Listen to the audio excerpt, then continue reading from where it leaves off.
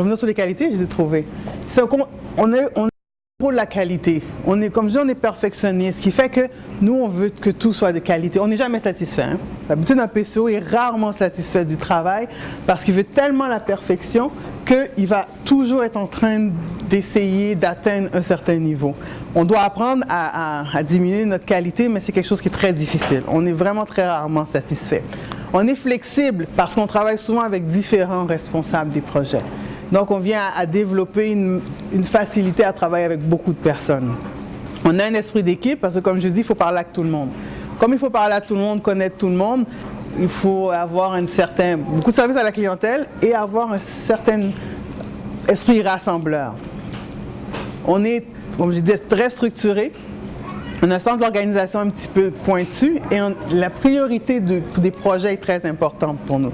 C'est-à-dire que nous, on va vous dire les tâches que vous devez faire et les tâches que vous ne devez pas faire. Qu'est-ce qui est prioritaire dans ce que vous faites et qu'est-ce qui ne l'est pas. D'accord? Le leader silencieux. Et on est responsable des différents outils. Il y a beaucoup d'outils qui sont utilisés pour pouvoir arriver à fournir à un responsable de projet tout ce qu'il faut pour pouvoir aller et négocier. D'accord?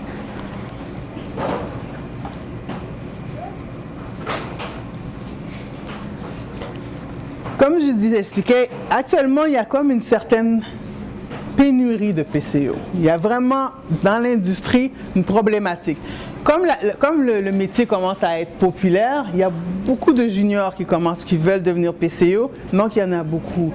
Mais les PCO, ce qu'on appelle plus seniors, un peu comme moi, de portefeuille, qui avons 10, 15 ans d'expérience dans le domaine, sont assez rares. Et souvent, qu'est-ce qui nous arrive, c'est qu'on vaut très cher sur le marché. C'est un métier que les gens ne connaissent pas. Pourtant, pour quelqu'un qui cherche quelque chose pour faire de l'argent en aimant ce qu'il fait, ça rapporte beaucoup. Un PCO portefeuille, avec les nombres d'années que j'ai, fait entre 90 et 100 $ de l'heure. D'accord? C'est ce qu'on l'offre. Actuellement, c'est ce qu'il y a sur le marché. Quelqu'un qui est junior, qui rentre dans l'industrie, commence la plupart du temps à autour de 55 000, 60 000 $. Ou s'il est comme la consultation, autour de 55, 60 $ de l'heure. Mais il faut savoir négocier. Parce qu'il y en a qui arrivent et puis ils commencent à 38, 40 000, parce qu'on va offrir ça. D'accord? Donc, j'ai aussi décidé de parler beaucoup du rôle de PCO parce que je trouve que il y a des métiers qui ne sont pas très connus et les enfants, c'est un métier que les enfants devraient avoir parce que c'est facile, il y a beaucoup de flexibilité, on peut travailler dans différents types de secteurs et ils vont faire de l'argent dès l'entrée dans l'industrie. C'est automatique, dès qu'un PCO rentre dans l'industrie, il fait de l'argent. Et plus les années avancent, plus il ne fait que monter au niveau salarial.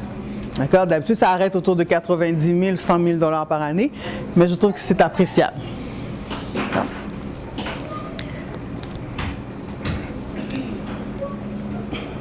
Comme malheureusement, par exemple, les gens, comme ils ne connaissent pas ce métier, ils ne s'éduquent pas beaucoup pour apprendre qu'est-ce que c'est, ça devient très, très, très chaotique. C'est-à-dire qu'il y a un ensemble de terminologies qu'on donne pour les PCO qui ne devraient pas exister. D'accord? Il y a, comme je dis, un chapitre que j'ai mis là-dessus où j'ai été chercher la plupart de ceux qui circulent comme mots dans l'industrie. Ça commence à tendre vers s'appeler PCO, mais quand on regarde des fois la description, moi des fois je regarde la description, je dis non, ça c'est pas un PCO portefeuille, c'est un PCO projet, c'est pas un PCO junior, etc. Quand une firme m'appelle, souvent ils me demandent mais c'est quel type de PCO que je dois aller chercher. Je reviens aux firmes.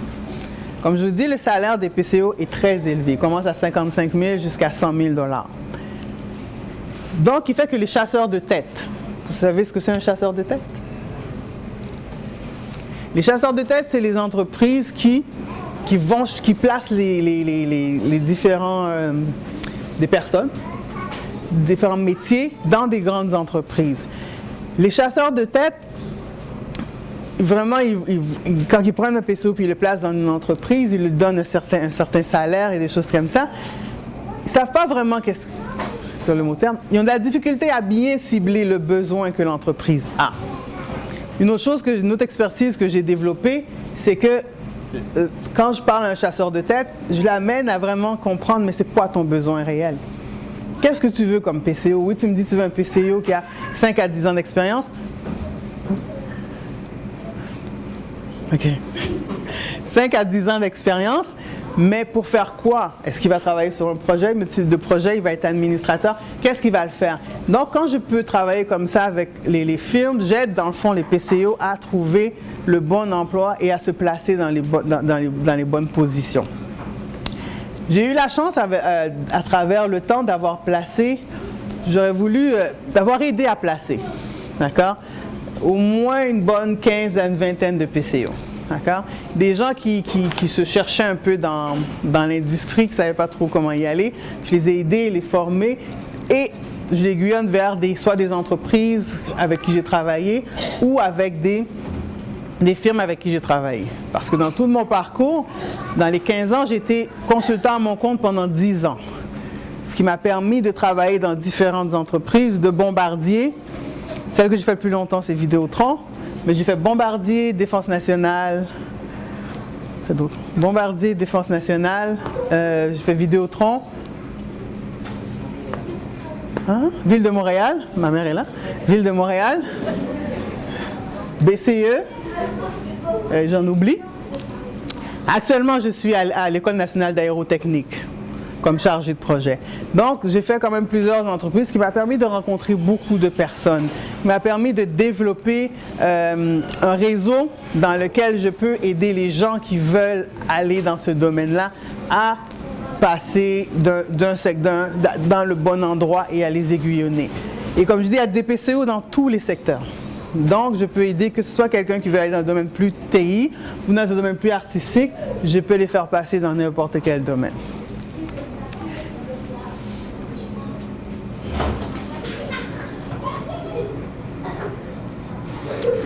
Ce que je fais, comme je dis, j'ai mon livre que j'ai écrit.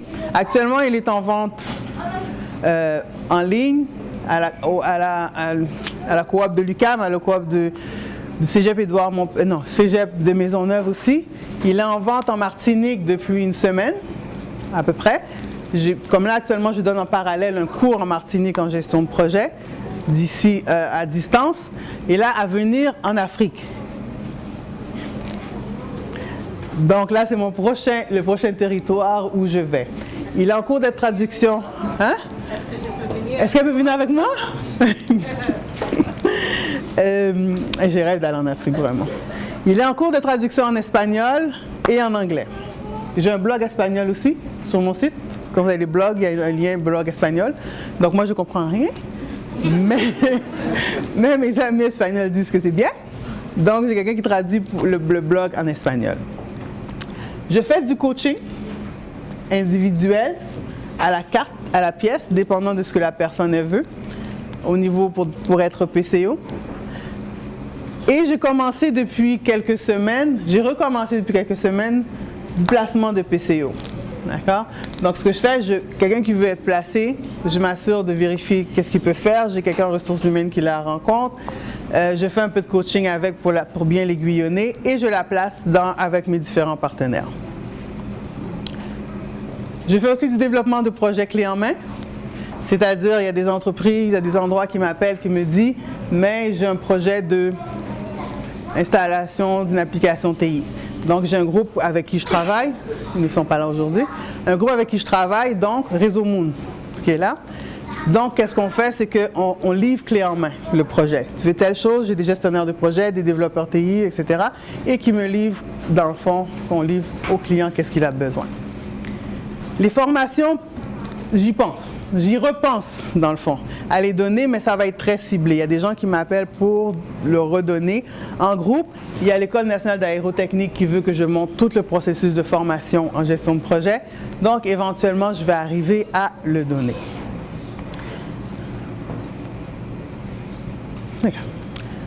Donc, ça, c'est ce que je fais du côté PCO. En parallèle de ça, j'ai le côté, comme je disais, entrepreneuriat, où je fais la même chose. Je fais du suivi, du contrôle pour les entrepreneurs qui sont en croissance de leur entreprise en faisant le rôle de PCO. C'est vraiment exactement ce que je fais. Je ne donne plus le cours de lancement d'entreprise, mais j'ai quand même mes partenaires qui le donnent toujours, donc je les réfère. Et je donne le cours de gestion de projet. Ce que je fais, comme je dis, avec l'équipe qui est en Martinique. Donc, ce que j'ai fait, le cours que je leur ai donné, c'est gestion de projet pour entrepreneurs. Donc, je leur montre comment s'assurer de livrer un projet qu'ils ont à faire. Avez-vous des questions? Oui? C'est quoi les requis qu'une personne doit avoir comme formation ou comme expérience pour pouvoir se diriger vers ce métier-là? C'est sûr que souvent, il n'y a pas nécessairement besoin d'une base en TI. Souvent, les gens disent « Ah, mais je dois avoir une base en TI pour faire PCO. » Non. Ça peut avoir n'importe quel type de base. Moi, j'ai une très grande amie à moi, elle est avocate. D'accord? Elle a fait une maîtrise en gestion de projet. Et actuellement, elle est PCO portefeuille. Donc, c'est sûr qu'il faut connaître la gestion de projet. Donc, on va chercher soit une maîtrise en gestion de projet, soit un DESS en gestion de projet. Il faut aller chercher l'expertise gestion de projet. Mais la base, vous n'avez pas besoin d'avoir un bac qui est en gestion. Je parle beaucoup de bac ou bien une technique qui est en gestion de projet. D'accord? Vas-y. Quelles sont les différentes sortes de PCO? Il y a beaucoup. Quand j'ai commencé dans l'industrie, il y a quelques années, c'est qu'il y avait les PCO, c'était plus sur des projets ou des petits projets ou des grands projets d'envergure.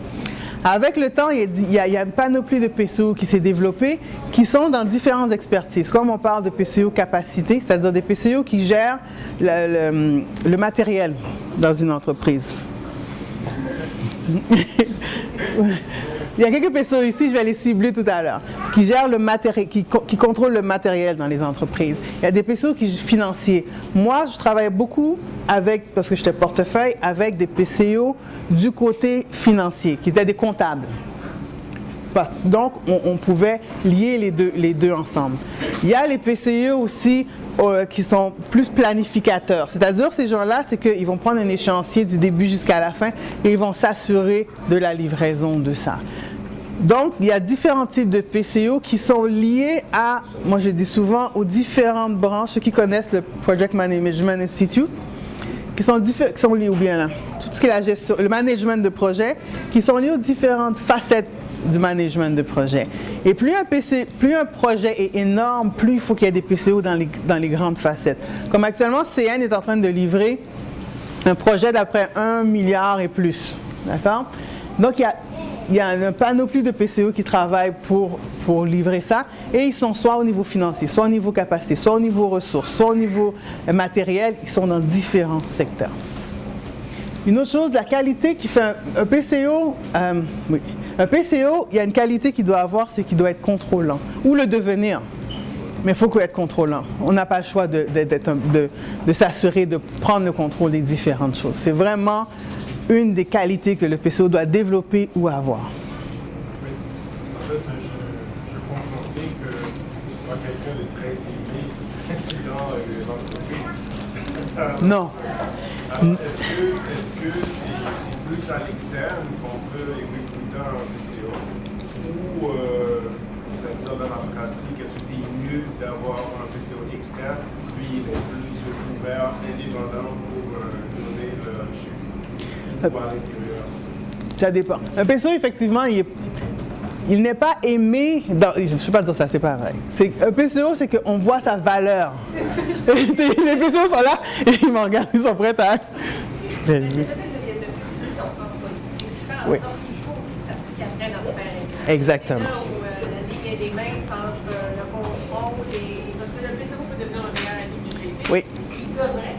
Oui. Exactement. Ça, c'est... Ça, parce que la fonction de PCO, c'est une fonction qui est intégrante à des gros projets de programme. Je sais qu'on a dit tout à l'heure que des fois, c'était un travail qui pouvait être pas très plat. Moi, j'ai jamais trouvé plat. Il y a une raison pourquoi, parce que le type de travail qu'on fait, s'il est bien fait, affecte le bailleur d'une compagnie. Principalement. Donc, quand on dit qu'on n'est pas aimé, ça dépend par quel niveau de la structure, parce qu'à haut niveau, on est très aimé. Parce que s'il y a une chose qu'il faut que le PCO soit capable de faire, c'est donner leur juste, mais le faire d'une manière que ça représente bien la compagnie dans la direction qu'ils veulent prendre dans leur plan stratégique. Et c'est là qu'il faut faire faut avoir toute la diligence qu'il faut pour être capable de pouvoir regarder les chiffres de manière très intégrante. Parce que des chiffres, on peut leur faire dire qu'est-ce qu'on veut. Mais sauf que lorsqu'on a une stratégie, surtout au niveau du portefeuille, sur la vision de 2, 3, 5 ans pour une compagnie, c'est très apprécié d'avoir ce genre de fonction-là comme on est pour assurer qu'on va arriver à la livraison. Parce que la pire chose qui peut arriver dans une compagnie, c'est qu'on ait un investissement à faire en début, puis on est obligé de l'arrêter en cours de chemin parce que ça a été mal planifié, parce que ça a été mal, une mauvaise stratégie qui a été prise. Donc c'est pour ça qu'on est très important les enfants. Ça a été une fonction qui a évolué dans le temps depuis les 10 dernières années, où que, comme Marcel l'expliquait tout à l'heure, il y avait beaucoup de, un peu pêle-mêle de fonctions qui se retrouvaient là-dedans. Maintenant, on commence à être beaucoup plus précis dans le type de fonction qu'on occupe, ce qui fait qu'on commence à avoir une plus-value dans une entreprise. Avant, on développait des bureaux de programme qui étaient beaucoup axés sur le management des gestionnaires de projet et après ça, l'aspect technique. Nous, on vient en support à toutes ces fonctions-là pour s'assurer que quand on débute, on arrive à la fin. Lorsqu'on va se faire auditer par la suite, on va savoir qu'on va pouvoir retourner, prendre ce qui a été fait, et réappliquer à bien des choses qui deviennent même presque un guide à suivre pour les projets qui vont être faits. Ça nous permet de pouvoir mieux planifier, mieux mettre l'argent en recherche et développement au bon endroit, être capable d'avoir les bonnes ressources sur place. Et plus qu'on parle de haut et vers le bas, on est capable d'avoir des gens qui sont plus techniques sur certains aspects, mais il faut être capable, lorsqu'on monte les échelles dans ce genre de fonction-là, être capable d'avoir un peu une vue d'ensemble. Moi, j'ai travaillé sur des projets que, comme Marcel l'a dit, j'ai une spécialisation, je suis en infrastructure, mais j'ai touché des technologies qui n'ont pas encore été appliquées jusqu'à ce jour. Parce qu'on les a développées, on a essayé de voir si ça pouvait arriver jusqu'à une mise en marché. Et malgré que ça peut arriver, on a des brevets pour être capable de voir quand est-ce que ça va devenir efficace et quand est-ce qu'ils vont être capables de tout marcher. Mais c'est une fonction qui, c'est pas que j'aime pas ça quand les gens disent qu'on n'est pas apprécié, parce que moi, jusqu'à date, tous les endroits que j'ai été, quand je suis sorti de là, on ne connaît rien, donc on me connaît, puis c'est une fonction qui est très appréciée. Non, c'est ça. C'est sûr que quand je dis qu'on n'est pas aimé, c'est dans le sens où on met les choses de l'avant, mais d'habitude, on sort, on est aimé. J'ai la chance d'avoir passé dans quelques entreprises et ils me rappellent. Donc, ça veut dire que je n'ai pas quand même fait un travail qui n'est pas bon. Et quand j'ai commencé, il y a une entreprise, quand j'ai commencé, on était 3 PCO. Chez Vidéotron, quand on a commencé, on était 3. OK? C'était tout. Aujourd'hui, je crois qu'il y a au moins 30 à 40. Je ne sais pas si c'est le nombre, mais à peu près. Donc, quand j'ai commencé il y a 10 ans, on était 3. Puis on a fait la place, puis on a montré que c'était important. Et donc, ça a juste grossi. C'est devenu un département en tant que tel. Donc là, on me fait signe. Donc, je voulais juste...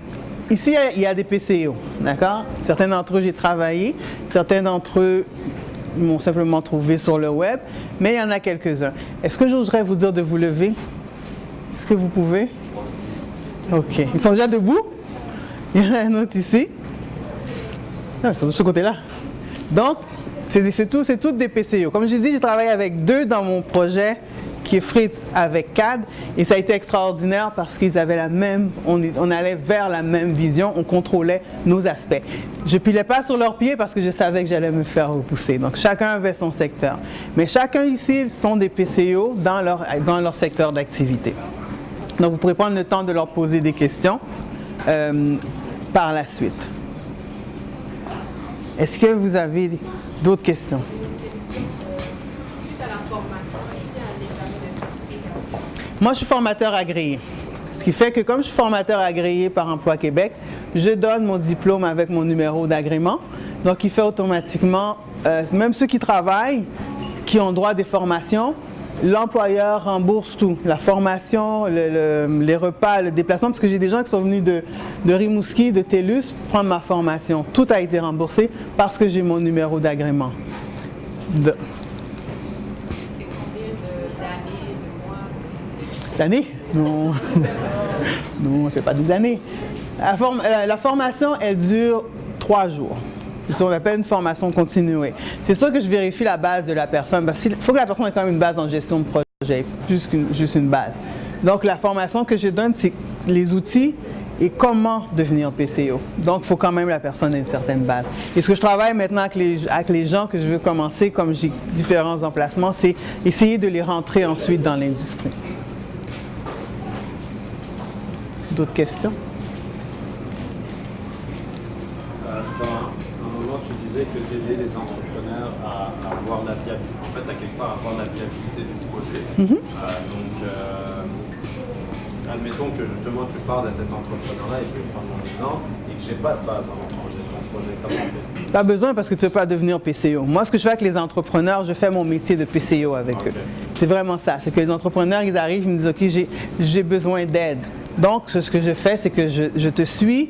C'est comme la rencontre, c'est 2 fois par semaine. Une fois par semaine, il y a une grande rencontre où on met en place l'échéancier ensemble, les risques et tout ça. Ensuite, ce que je fais, je te suis, parce que c'est toi le gestionnaire de ton projet. Donc, je te suis 2 fois par semaine. Qu'est-ce que tu as fait? Est-ce que les tâches qu'on avait dit, tu les as fait? Est-ce que tu as eu des risques? Oui, non. Là, on réévalue l'échéancier. On réévalue les risques. Donc, on se rencontre 2 fois par semaine comme ça. Et comme j'ai dit aux entrepreneurs à la première rencontre, si vous êtes susceptible, si vous n'aimez pas qu'on vous dise la vérité, ce n'est pas nécessaire de signer avec moi. Parce que je vais vous dire si votre projet ne se fait pas, s'il n'est pas viable, où est-ce que vous devez aller et d'arrêter de vous gailler partout. D'arrêter de partir à tout bord, tout côté pour rester focus sur qu'est-ce que vous devez faire. Donc c'est ça le travail que je fais avec les entrepreneurs. Je fais mon travail de PCO, mais je ne vous demande pas d'être PCO. C'est moi qui suis le PCO. Tu as dit PCO, formation pour 3 jours seulement? Il faut avoir une base en gestion de projet. Il faut quand même avoir, quand je parle en gestion de projet, c'est de savoir, il faut avoir une base en gestion de projet. Donc souvent, les gens, qu'est-ce qu'ils font? C'est parce qu'ils ont eu un cours de gestion, en gestion de projet qui dure des fois 3 mois, 6 mois, 1 an. Ils le connaissent. Mais la dernière formation que j'ai donnée l'année dernière, c'est que la fille, elle était, je crois qu'elle était comptable. Elle travaillait au service à la clientèle d'une banque. Elle voulait être PCO. Donc je l'ai formée pendant 3 jours. Je l'ai suivie. Puis après 6 mois, elle a eu son poste de PCO junior. Parce qu'elle avait déjà quand même une certaine structure, elle connaissait un peu fonctionner l'organisation. Il y a des gens qui ne peuvent pas être PCO, c'est pas méchant ce que j'ai dit. Ou sinon, il y a beaucoup plus de formation à aller faire. Parce qu'il faut, comme je dis, organiser, il faut avoir un certain contrôle et gestion de risque.